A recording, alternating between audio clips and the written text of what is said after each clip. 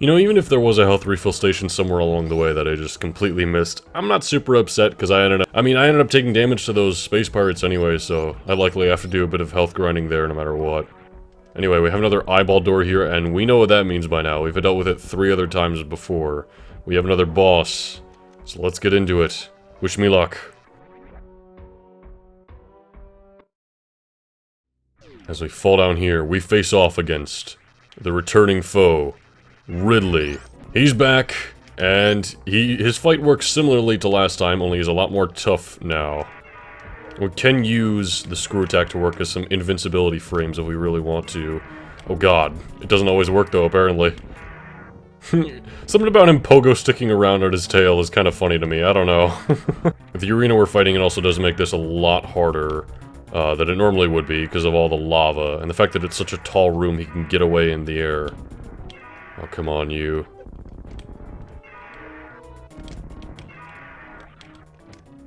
Oh, that's the end of all our super missiles. Pump them full of missiles! Ow! The tail swipe. Oh god. We're hurt, but he's upset. We also do have reserve tanks. Oh god.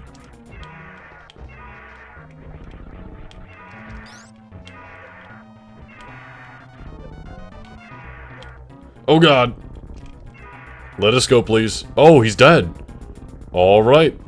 Ooh, and there goes his head, too. So that is the end of Ridley. Maybe. He's died before, so who knows.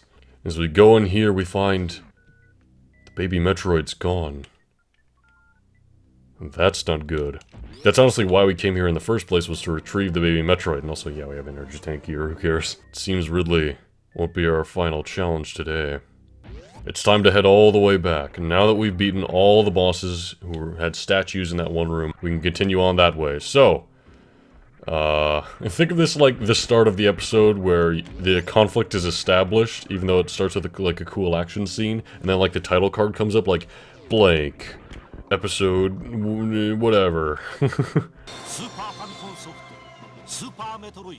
This might end up being the last part, depending on how quickly this goes. We'll see.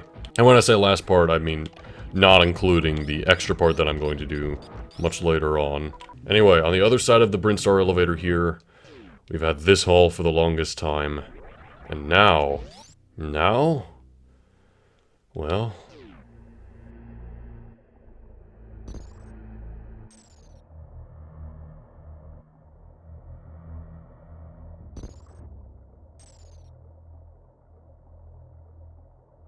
Okay, this is taking a little longer than expected. You can come back here after beating any of these individual bosses or a group of them, and, well, their statues will kind of explode and all that, based on which bosses you've beaten before. But now that all 4 are taken care of, the screen begins to shake and the statues begin to fall.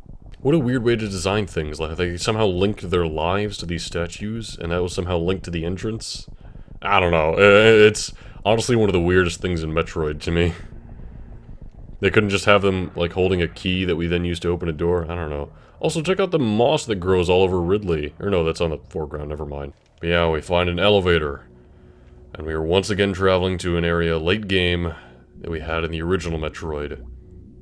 And that area is Turian. We already have the whole map laid out. It's not that big of an area, but we know how this place goes. And we're going to stay very on edge because we know that Metroids are lurking around every corner. That's right. Original Metroids. Since the baby Metroid's been gone, they've already duplicated them. And they're just like the previous entry's Metroids. You hit them with the Ice Beam to freeze them, and then you hit them with either 5 missiles, or in this game's case, also super missiles work. Which is nice, because I like just getting it done with quickly there. Would you please get off of me? I've hit you with so many bombs now. I'm bomb jumping into the air, and I would like you to get off of me. I'm going to use super bomb now. Just get the hell off of me. He's not getting off of me. He's still not getting off of me. Another super bomb. There. It killed him. Good God. Once again, the Metroids are the secondary threat to the big threat, which is the Rinkas. The evil alien Cheerios, as I like to call them. They are the worst. I hate dealing with them in the original game, and I don't like them much more here, although thankfully our very powerful beam makes them pretty easy to hit with this wide range and all. I didn't miss you guys from Metroid 1. I was kind of glad you weren't on Planet SR3D8. And just like the original Metroid, of course, we have to kill all the Metroids as we go by. No Metroids left alive. That's because they're linked to the doors in this case. But also, frankly, we don't want to let any of these guys live. We know what they've caused. We know what they've done. And speaking of knowing what the Metroids have done, we go over to this area where this guy seems completely unkillable and untouchable. So I'll just ignore him, I guess. See you later. And then in the very next room we see a giant Chozo statue just completely destroyed and turned to dust. As well as a bunch of other enemies here, like those guys we would walk on. They've had the life sucked out of them completely. There's another one of those unkillable enemies comes by. Well, it seems a Metroid is having its way with it, and as it had its way with a lot of other enemies here. And now it's kind of angry at us. Oh god, let go of me. Please. No. There goes my health. But just before it kills us, it recognizes who we are.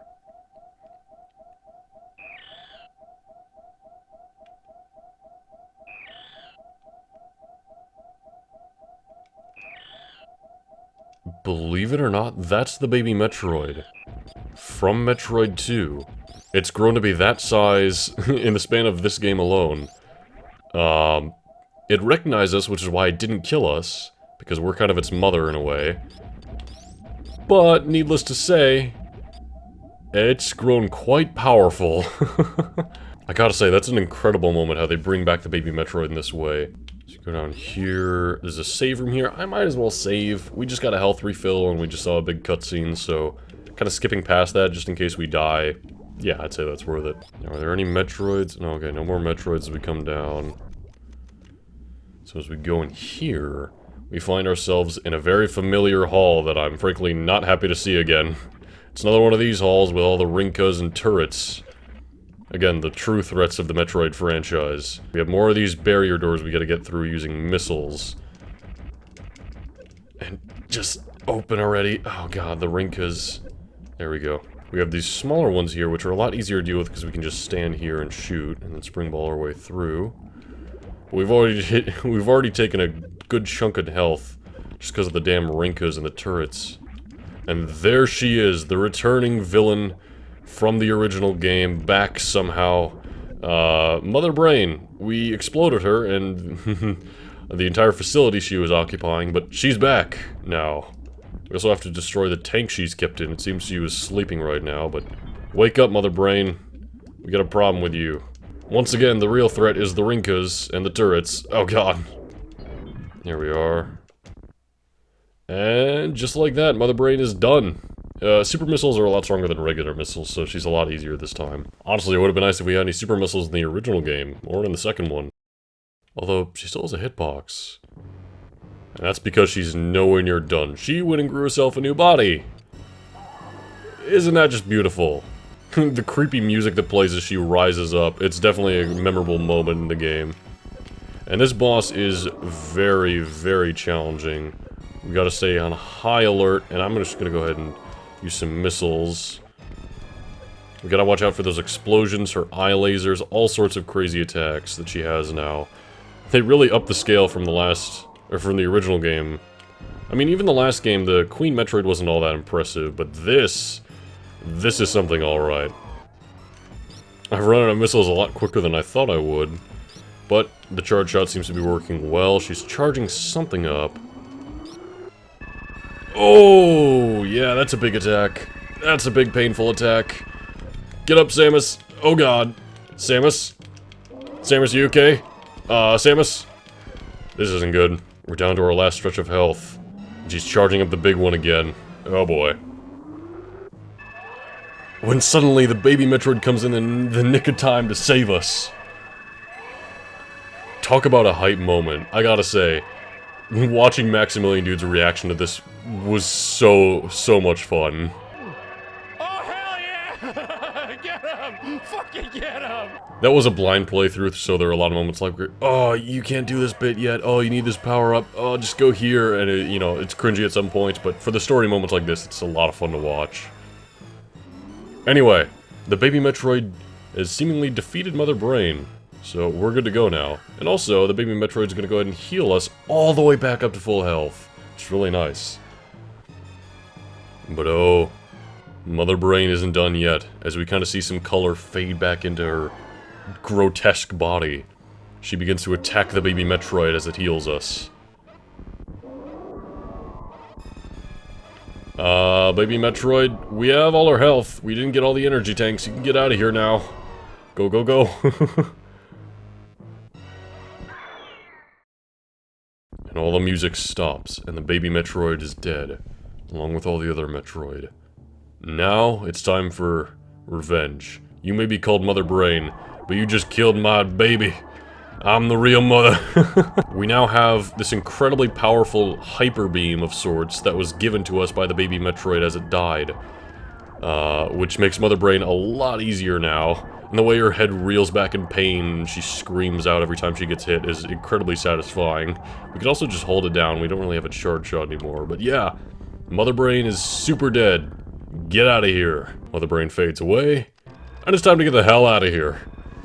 We got 3 minutes. 3 minutes to escape this whole planet, because it is about to blow. Oh god, get these doors out of my way. And now for the classic speedrunner question. Do we save the animals, or do we let them die? You see, we met these lovely little animal creatures all throughout the game who had helped us learn some of our moves, like the Shine Spark and the wall jump. We don't want to leave them here to die on this exploding planet. But how can we save them? There's no way we can make it back in time. There's only 3 minutes after all. Well, they're kind of near the exit, so we want to make an extra stop to save them. Not everybody does it, but I'm gonna do it. I want to save the animals. And the way the background's all shaking around us, I really like the effect of... Well, this whole place is going. It's not just like the last game where there was some flashing lights and some intense music. No, we can tell this place is going to explode. Here we have the classic escape bit we did like in the first game. Time to go, time to go, time to go, time to go. You know what, I'm not gonna bother with this. I have the space jump. This is not the original game. We have crazy new power-ups now. Like I said, imagine if we had some of these in the original game. It would have been so much easier. We've only got 1 minute left, and as we head out here, we need to go down... Oh god, the steam. We need to go down here to save the animals. This is where they're at, through this door. This is where we originally got, I want to say, the Morph Ball Bomb? And they're in this room here. Alright everyone, time to go. Get out of here. Go on. There's your exit. Go, go, go. All of you. I said all of you. Okay, go, go, go, go. Okay, now let's get back to our ship. They'll find my ship, don't worry. Through the door. 25 seconds. Oh god, the steam. And bingo, we're out of there. Whew.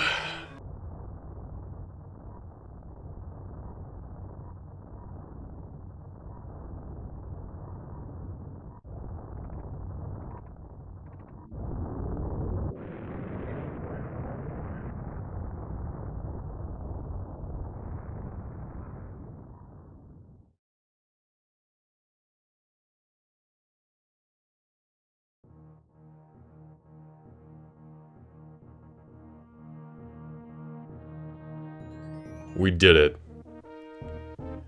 The operation was completed successfully. Clear time.